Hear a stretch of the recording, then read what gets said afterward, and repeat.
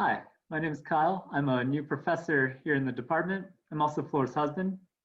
I mainly work in probability and combinatorics. And today I'll talk about a very cool application of the stuff you're learning to some counting problems.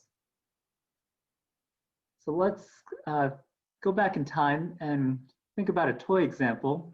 So let's say primary school, and your teacher has asked you to make a picture frame out of green and red sticks, a square one, for your parents. One of those projects that they have to pretend to love. So here's an example with all green sticks, maybe a red one thrown in. Here's some other options. And what makes it worse is your teacher wants you to build all the possible colorings so that your mom can choose her favorite color scheme. It seems like since there are 2 options for each side and 4 sides total, that you have to make 16 of these guys. But you're a smart kid and you realize, you know what? If I want to, I can just make the one here on the right. And if my mom prefers the one on the left, all she has to do is rotate this by 90 degrees. And these are the same picture frame. So in fact, you don't have to make all 16 of them. And the natural question is, how many do you actually have to make so that your mom can, or dad can still find her favorite color setting? Since there are only 16 options, you can grind through these in a couple minutes and find the answer.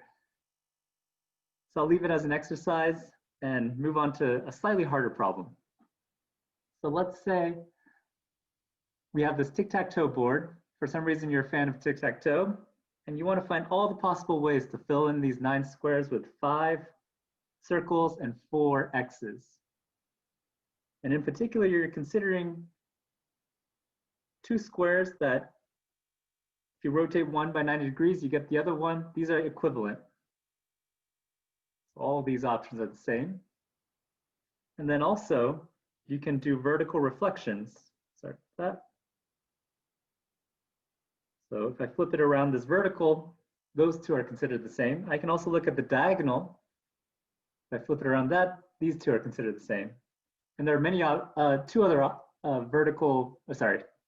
reflections to consider, horizontal and the other diagonal. So by now you probably recognize this as the dihedral group with 8 elements that Flora's been beating into your head, D4. So still, how do we attack this problem? There are 126 options, which is quite a few. And one brute force way would be to construct all of these, and then you make them into little piles, the ones that you can transform into each other. But after 126, you're going to be pretty pissed off. And then even if you give me a number, I have to check each of these piles tediously and see which one's right. And by then, both of us will hate math. So let's try a more systematic approach using group theory. So last week, you learned about the orbit stabilizer theorem. Turns out there's a very nice corollary called Burnside's lemma. It's just an almost direct consequence of the orbit stabilizer theorem. And it tells us that the number of distinct orbits of the group action is equal to the average number of fixed points. And this helps because we're actually interested in the number of distinct orbits. Since I can take a representative from every orbit, and that way, given any tic-tac-toe board, I can find its representative and then apply some group action to get the one I want. And this lemma is due to old Willie Burnside. And disappointingly, he did not rock sideburns. Here he is here in the lower right. And the usefulness of this theorem stems from the fact that reasoning about fixed points is actually much easier than understanding the orbits. So let's begin with the identity. What are the fixed points of the identity? Well, it doesn't really do anything to any tic-tac-toe board. So every tic-tac-toe board is a fixed point of the identity. And how many boards are there? Well, there are 9 slots, and then I just have to find the 5 locations for the circles. So there are 126 fixed points of the identity. Let's do a slightly harder one. What about rotation by 90 degrees clockwise? Well, let's start with the upper right here. It's either an X or an O. We'll keep it as a smiley face. When I rotate by 90 degrees, these 2 points have to be the same since it's a fixed point. But by that same reasoning, since the upper left goes to the lower left, all three of them have to be the same, either all x's or all o's. And in fact, since the lower left goes to the lower right, all four of the corners are either all x's or all o's. The same reasoning applies for the center and the b's here. And since we know there are 5 circles, this tells us that the middle has to be a circle. And so how many fixed points are there total? Well, I can just choose A to be either x's or o's. If I choose x's, all the o's are fixed after that, and same with choosing an o. So there are only 2 options. That means rotation by 90 degrees has 2 fixed points. Okay, let's step it up a little bit. What about reflection across the vertical line? Well, these 2 guys have to be the same. These 2 guys also, and same along here. And there's not really restriction for the middle column. So how many ways can I fill this out? Well, I can either have 2 O's in the outer columns, which means I have to choose 3 possibilities, either A's, B's, or C's are the O's. And then once that's fixed, the whole middle column has to be O's, since I have 5 of them. Or I can consider 4 O's in the outer columns. So choose 2 ways to fix those guys. And then there's 3 choices for where to put the last remaining O in the middle column. And then the X's have to take the remaining slots. So in total, there were 3 plus 3 choose 2 times 3, which is a total of 12 fixed points for reflection.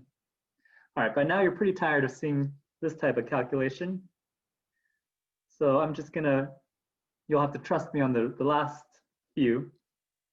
So how many fixed points were there total? 126 for the identity, we saw that. 2 for the rotation by 90, and the exact same argument gives you 2 for negative 90. If I rotate by 180, we didn't see this one, but you get 6. And then actually all the reflections give you 12. We verified this for the vertical reflection. Okay, so that means by Burnside's lemma, the total number of distinct orbits is just all the sums divided by the size of the group, which is 8. So in fact, at the end of the day, we know we have 23. And this method was much faster than the brute force piling method. And even then, this is sort of a simple example of this technique. So how can we use this?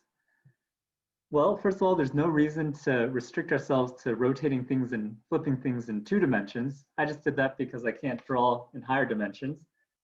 But even in 3 dimensions, we can consider the problem of a cube, how many ways there are to color a cube distinctly. And you can keep doing this. In math, we can move to higher and higher dimensions, even the ones we can't visualize.